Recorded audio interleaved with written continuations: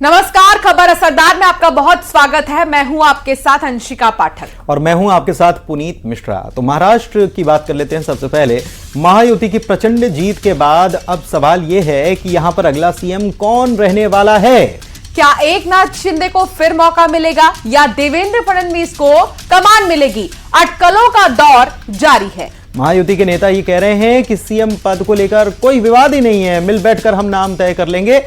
एक तरफ महाराष्ट्र में सरकार गठन की तैयारी है तो दूसरी तरफ विपक्ष के पास नेता प्रतिपक्ष की कुर्सी लायक विधायक भी नहीं है।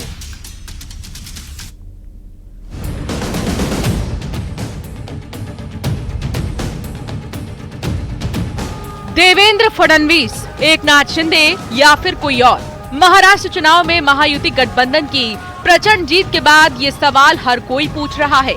महाराष्ट्र का अगला मुख्यमंत्री कौन? चुनाव में महायुति के सामने महाविकास अघाड़ी पूरी तरह से पस्त हो गया। शरद पवार, उद्धव ठाकरे और राहुल गांधी के नेतृत्व वाला एमवीए 50 सीटों पर सिमट कर रह गया। अब जब चुनावी नतीजे साफ हो गए हैं तो सबसे बड़ा सवाल है कि महाराष्ट्र का मुख्यमंत्री कौन होगा।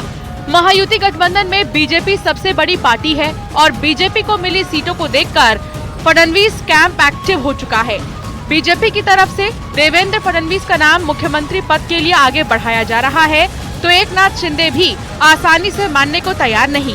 हालांकि एकनाथ शिंदे से लेकर देवेंद्र फडणवीस कह रहे हैं कि मुख्यमंत्री पद को लेकर कोई विवाद नहीं है।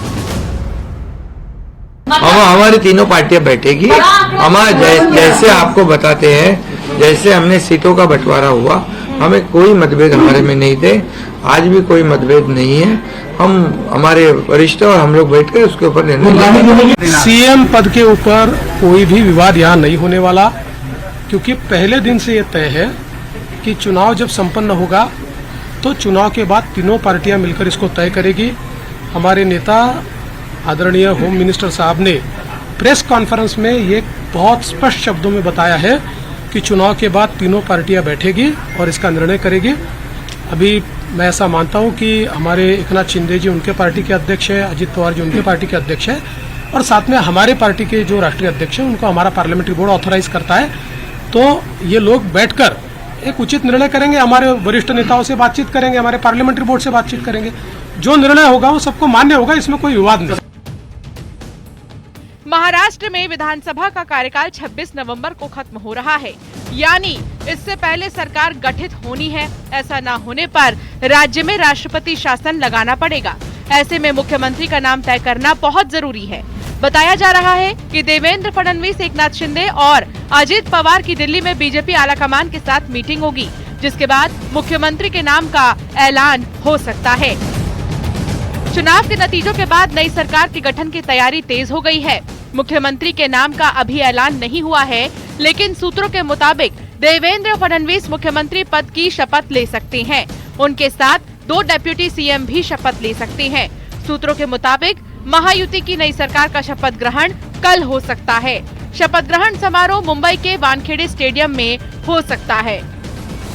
तो एक तरफ मुख्यमंत्री की तलाश है, लेकिन महाराष्ट्र विधानसभा में नेता प्रतिपक्ष के लिए संकट गहरा रहा है।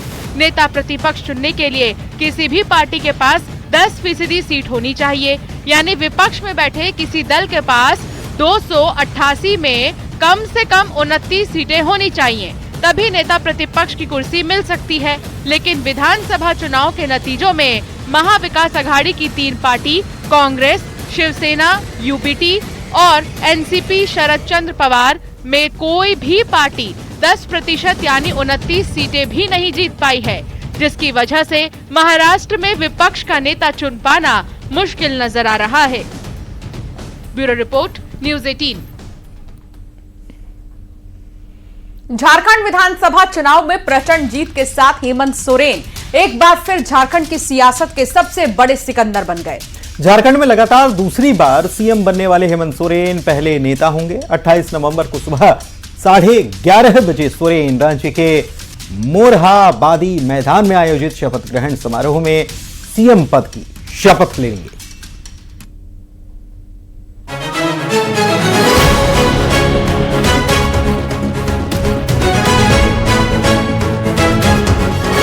सरकार से इस्तीफा देते हुए आगामी सरकार की गठन की रिक्वेस्ट और निवेदन और दावा हम लोगों ने पेश किया है। झारखंड में नई सरकार बनाने की कवायद शुरू हो गई है। राज्यपाल संतोष गंगवार से राजभवन में जाकर हेमंत सोरेन ने मुलाकात की। मुख्यमंत्री पद का त्याग पत्र सौंपने के साथ नवनिर्वाचित विधायकों का समर्थन पत्र सौंपा। सरकार बनाने का दावा पेश किया, जिसके बाद राज्यपाल ने नई सरकार गठन की प्रक्रिया पूरी होने तक उन्हें अपने पद पर बने रहने के लिए कहा। साथ ही नई सरकार बनाने का न्योता भी दिया। उन्होंने हमें कार्यवाही मुख्यमंत्री का भी जिम्मा सौंपा है और सरकार बनाने का न्योता भी उन्होंने हमें दिया है। नई सरकार का दावा पेश करने के पहले हेमंत सोरेन के आवास पर गठबंधन में शामिल दलों के नवनिर्वाचित विधायकों की बैठक हुई। बैठक के बाद हेमंत सोरेन को INDIA विधायक दल का फिर से औपचारिक रूप से नेता चुन लिया गया। विधायक दल का नेता चुना गया राज्य के ऊर्जावान मुख्यमंत्री श्री हेमंत सोरेन जी। हमें ढेर सारी शुभकामनाएं देते हैं और झारखंड के सारे मतदाता आम जनता को मैं विशेष रूप से उनका आभार करता हूं कि इस बार 2024 के चुनाव में इंडिया गठबंधन को पुण्य जनादेश दिया है। इसके लिए बहुत बहुत बधाई। शपथ 28 तारीख को हो रही है मोरहाबादी मैदान रांची में। 28 नवंबर को सुबह 11:30 बजे नई सरकार का शपथ ग्रहण समारोह होगा।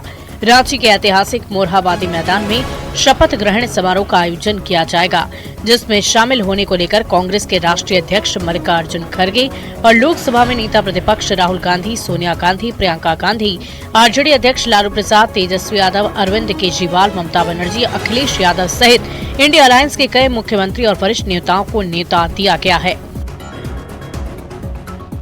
28 तारीख को शपथ समारोह का कार्यक्रम तय किया जा रहा है। झारखंड के गठन के बाद से ऐसा पहली बार हुआ जब सत्ताधारी गठबंधन में लगातार दूसरी बार जीत हासिल कर ली हो। हेमंत सोरेन चौथी बार मुख्यमंत्री पद की शपथ लेंगे। साथ ही झारखंड में लगातार दूसरी बार सीएम बनने वाले हेमंत सोरेन पहले नेता भी बनेंगे। न्यूज़ 18 के लिए रांची से ओम प्रकाश और अविनाश कुमार की रिपोर्ट।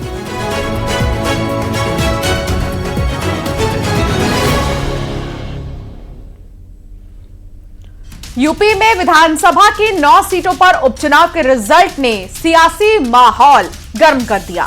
समाजवादी पार्टी लगातार बीजेपी पर सरकारी मशीनरी के दुरुपयोग के आरोप लगा रही है। 9 सीट पर उपचुनाव में एसपी के खाते में सिर्फ 2 सीट ही गई।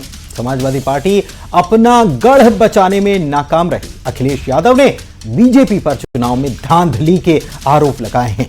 तो वहीं बीजेपी ने पलटवार कर समाजवादी पार्टी के सभी आरोपों को बेबुनियाद बताया है।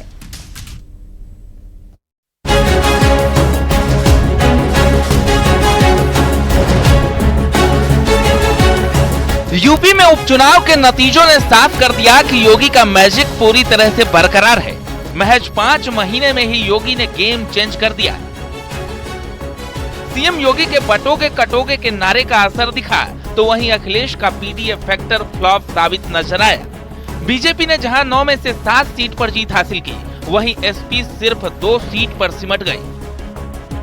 एसपी ने आरोप लगाया है कि रिवॉल्वर के दम पर चुनाव कराया गया, वरना बीजेपी की हार होती। चुनाव तानाशाही और लोकशाही के बीच हुआ।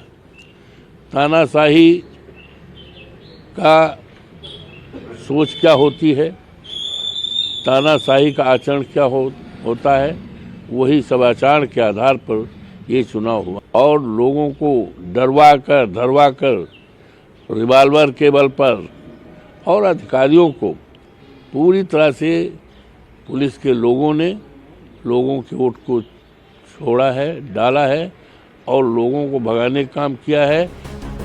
उपचुनाव में मिली हार के बाद अखिलेश ने बीजेपी पर बड़ा हमला बोला है। अखिलेश यादव ने बीजेपी पर चुनाव में गड़बड़ी का आरोप लगाया है। वहीं बीजेपी प्रदेश अध्यक्ष भूपेंद्र चौधरी ने पलटवार कर कहा कि उपचुनाव में मिली हार से अखिलेश हताश है। समाजवादी पार्टी जब हारती है तो ईवीएम पर आरोप लगाती है। एसपी की दुकान अब बंद होने वाली है।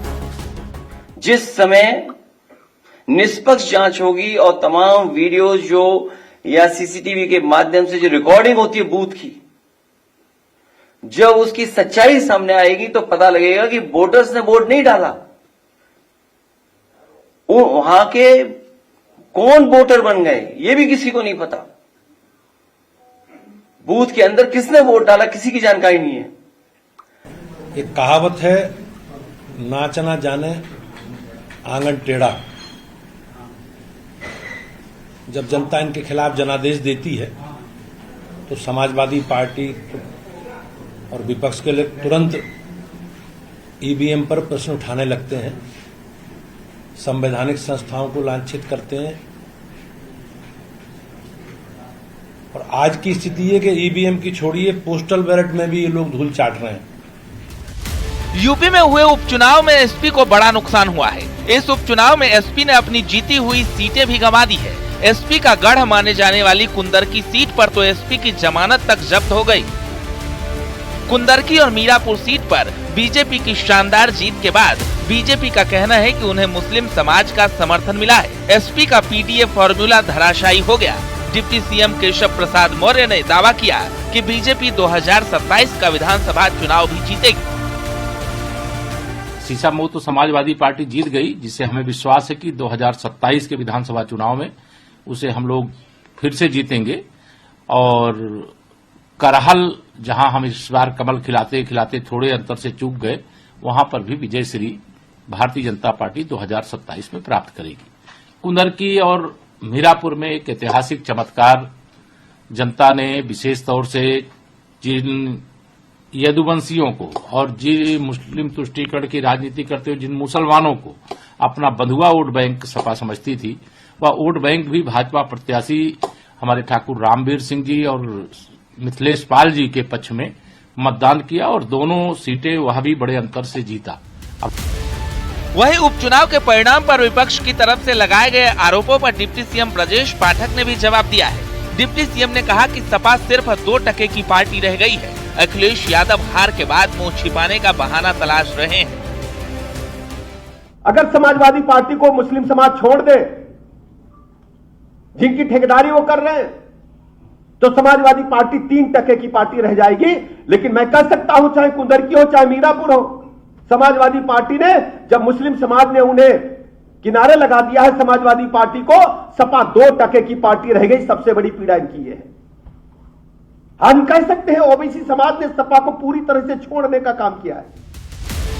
बीएसपी का प्रदर्शन पिछले चुनावों की ही तरह इन उपचुनाव में भी बेअसर और खराब दिखा। बीएसपी सुप्रीमो मायावती ने कहा कि जब तक चुनाव आयोग फर्जी वोट रोकने के लिए कोई कार्रवाई नहीं करेगा, तब तक बीएसपी उपचुनाव नहीं लड़ेगी।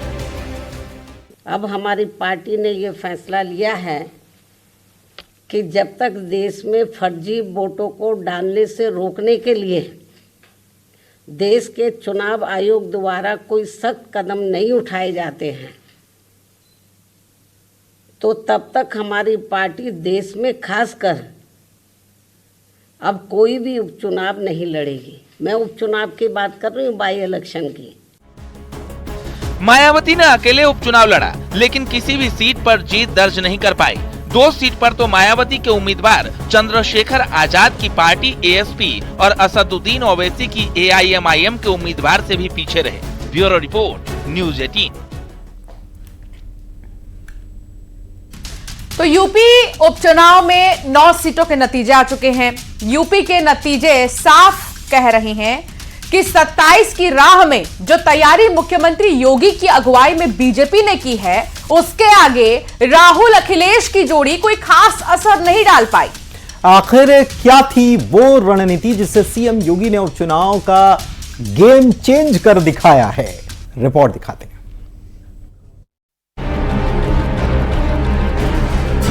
जब भी बटेंगे तो गणपति पूजा पे हमला होगा। पीडीए फेल, योगी ने बदला सियासी खेल। बटोगे कटोगे ने बदल दी यूपी की सियासी हवा। योगी की ताबड़तोड़ नीति से अखिलेश का प्लान फेल। गेम चेंजर योगी। लोकसभा चुनाव में जिस तरह से इंडिया गठबंधन ने अपनी धमक दर्ज कराई थी, उसके बाद 9 सीटों के उपचुनाव में बीजेपी की राह उतनी आसान नहीं रह गई थी। अखिलेश यादव न सिर्फ चुनौती बन चुके थे, बल्कि राहुल गांधी के साथ मिलकर उन्होंने पीडीए प्लान का ऐसा चक्रव्यूह तैयार किया था जिसे तोड़ना खासा मुश्किल दिख रहा था। और लोगों का मानना है कि कांग्रेस और समाजवादी पार्टी ने, इंडी गठबंधन ने जिस ढंग से झूठ बोल करके वोट हासिल किए थे, अब सच्चाई का लोगों को पता चल गया है। समाजवादी पार्टी पूरी तरह से एक्सपोज हो चुकी है। यूपी के नतीजे साफ कर रहे हैं कि 27 की राह में जो तैयारी सीएम योगी की अगुवाई में बीजेपी ने की है, उसके आगे राहुल अखिलेश की जोड़ी कोई खास असर नहीं डाल पाई। गेम चेंजर योगी, बटोगे कटोगे का नारा, ग्राउंड जीरो पर प्रचार, परिवारवाद परवार, हिंदुत्व का मुखर एजेंडा। समाजवादी पार्टी समाप्तवादी पार्टी बनने वाली है। वो पीडीए के नाम पे राजनीति करते हैं, लेकिन एक दलित की बेटी की हत्यारा करने वाला हत्यारा उनके साथ बैठता है। यह दुर्भाग्यपूर्ण है। इसलिए सपा जैसी पार्टी की राजनीति के अंत का संकेत है। पहले हरियाणा चुनाव में बीजेपी को शानदार नतीजे मिले तो सीएम योगी ने इसी नारे को यूपी में भी आगे बढ़ाया और हिंदुत्व के एजेंडे पर फोकस करते हुए ताबड़तोड़ प्रहार किए। सीएम योगी ने न सिर्फ उत्तर प्रदेश चुनाव में हिंदुत्व का एजेंडा मजबूत किया, बल्कि ग्राउंड जीरो पर उतरकर खुद प्रचार की कमान संभाली। अपने बिजी शेड्यूल के साथ ही सीएम योगी ने न सिर्फ पूरे उपचुनाव के प्रचार की मॉनिटरिंग की, बल्कि हर सीट पर जाकर रैली की। इनको किसानों से कौन मतलब रह गया? इनको व्यापारियों से मतलब नहीं, इनको विकास से मतलब नहीं। इनका तो एक ही सिद्धांत है कि सबका साथ और सेफई परिवार का विकास। सीएम योगी ने न सिर्फ एसपी पर तीखे प्रहार किए, बल्कि हाल ही में महिला सुरक्षा के मुद्दे को उठाते हुए समाजवादी पार्टी को हर सीट पर घेरा। भारतीय जनता पार्टी की डबल इंजन सरकार जहां भी है, वहां न लब जिहाद हो सकता है, न लैंड जिहाद हो सकता है। और अगर कोई करने का दुस्साहस करता है तो मान करके चलिए कि जो भी लब जिहाद और लैंड जिहाद करेगा, मान करके चलिए कि उसने जहन्नुम का अपना टिकट काटा है। योगी का विजय मंत्र, हर सीट पर खुद चुनाव प्रचार, हर सीट पर 2 से 3 रैलियां की, अहम सीटों पर रोड शो किए। योगी ने वोटर्स में भरोसा जगाया, ग्राउंड जीरो पर उतरकर मॉनिटरिंग की। लगता है कि अब इस प्रकार की बातें उनके लिए बचकानी सिद्ध होती जा रही हैं कि हम जहां हारेंगे, यानी आप कुछ कुछ गली मोहल्ले के उन बच्चों की तरह होने लगे हैं जो क्रिकेट में तब तक खेलते रहेंगे जब तक मैं आउट नहीं होऊंगा। जैसे मैं आउट हो जाऊंगा, या तो एम्पायर खराब था, या बैट में खराबी थी, या पिच में खराबी थी, या गेंद में खराबी थी। एक तरफ अखिलेश यादव चुनिंदा सीटों पर प्रचार के लिए उतरे, तो वहीं सीएम योगी ने हर सीट को बराबर तवज्जो दी। उधर योगी के तीखे प्रहार की काट ढूंढने में भी समाजवादी पार्टी जूझती दिखाई दी। लोकशाही बनाम तानाशाही, लोकतंत्र की सारी मर्यादाओं को समाप्त करके और सत्ता पार्टी ने, भारतीय जनता पार्टी ने पूरी चुनाव की कमान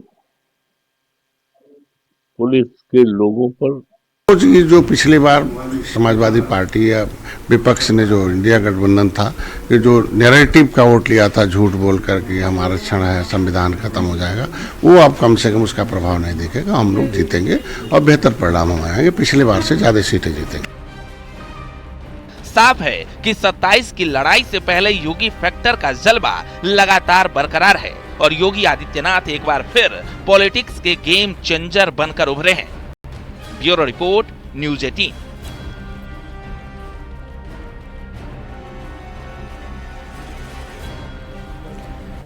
एमपी में विधानसभा चुनाव के नतीजे आ चुके हैं और नतीजों के बाद विजयपुर में फिर बवाल शुरू हो गया। विजयपुर के दोर्द गांव में देर रात बदमाशों ने जमकर उत्पात मचाया, तोड़फोड़ की, एक घर पर पथराव किया और मारपीट तक की।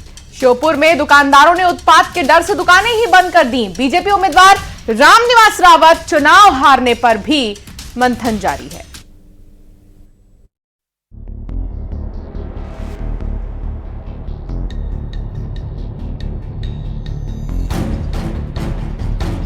पथराव, तोड़फोड़, मारपीट और बाजार बंद। विजयपुर में बवाल थमने का नाम नहीं ले रहा है। उपचुनाव के पहले ही विजयपुर में बवाल शुरू हुआ था। मतदान के दिन भी माहौल गर्म रहा और अब चुनाव के नतीजों के बाद भी तनाव है। विजयपुर के दोर्द गांव में देर रात बदमाशों ने जमकर उत्पात मचाया। 7 से 8 बदमाशों ने तोड़फोड़ की, एक घर पर पथराव किया और 4 लोगों की पिटाई भी की गई। श्योपुर में दहशत की वजह से बाजार बंद हैं। दुकानदारों ने उत्पात के डर से दुकानें बंद कर दी हैं। कांग्रेस के टिकट पर लगातार चुनाव जीतने वाले रामनिवास रावत इस बार बीजेपी के टिकट पर चुनावी मैदान में थे, लेकिन पिछला चुनाव 18,000 वोट से जीतने वाले रावत इस बार 7,000 से ज्यादा वोटों से चुनाव हार गए। बताया जा रहा है कि उनकी इस हार की बड़ी वजह आदिवासी वोटर्स रहे हैं। रावत इन्हीं वोटर्स के समर्थन से 6 बार विधायक बने थे, लेकिन इस बार वोटिंग से एक दिन पहले ही आदिवासियों के 4 गांवों में हिंसा, फायरिंग और मारपीट हुई थी। बताया जा रहा है कि आदिवासियों की नाराजगी रावत की हार की वजह बनी। विजयपुर में हार के कारण रामनिवास रावत को बगावत पड़ी भारी। बीएसपी की उपचुनाव से दूरी, आदिवासी वोटर्स की नाराजगी, सिंधिया का प्रचार नहीं करना, कांग्रेस की पारंपरिक सीट, दल बदल चंबल में पसंद नहीं, मुकेश मल्होत्रा मजबूत उम्मीदवार। विजयपुर में कांग्रेस की 7,228 वोटों से जीत। विजयपुर में बीजेपी की हार पर प्रदेश अध्यक्ष बीडी शर्मा ने कहा कि कम मतों से चुनाव हारे हैं।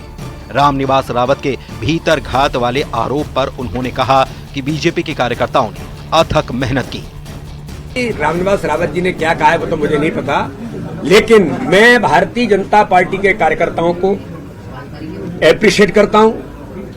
विजयपुर के चुनाव का जिस प्रकार का परिदृश्य था, मैं तो प्रदेश का अध्यक्ष हूं, एक एक चुनाव पर, एक एक मंडल पर और बूथों पर हम निगरानी रखते हैं, लेकिन फिर भी हम हारे जरूर हैं, लेकिन भारतीय जनता पार्टी के कार्यकर्ताओं ने जो मेहनत और परिश्रम किया है वो एप्रिशिएबल है। झूठ का परसेप्शन बनाया कि आदिवासियों पर आक्रमण किया और भारतीय जनता पार्टी का नाम लिया, ये घटना दुर्भाग्यजनक थी, लेकिन कांग्रेस ने योजनाबद्ध तरीके से इसको कराया और करा के परसेप्शन बनाया।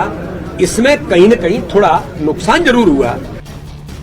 कांग्रेस ने वहां पर झूठ का परसेप्शन बनाया और आदिवासियों के सामने गलत तथ्य रखे गए। कांग्रेस छोड़कर बीजेपी में आए रामनिवास रावत को वन मंत्री बनाया गया था। ये कहा जा रहा है कि विजयपुर में हार के बाद रावत ने इस्तीफा दे दिया है। रावत के इस्तीफे की खबरों के बीच विजयपुर में तनाव का माहौल है। ग्रामीण दहशत में हैं और पुलिस पर कार्रवाई न करने के आरोप भी लगाए जा रहे हैं। Bureau report, news 18। और इसी के साथ खबर असरदार में फिलहाल इतना ही। खबरों का सिलसिला जारी है, बने रहिए आप।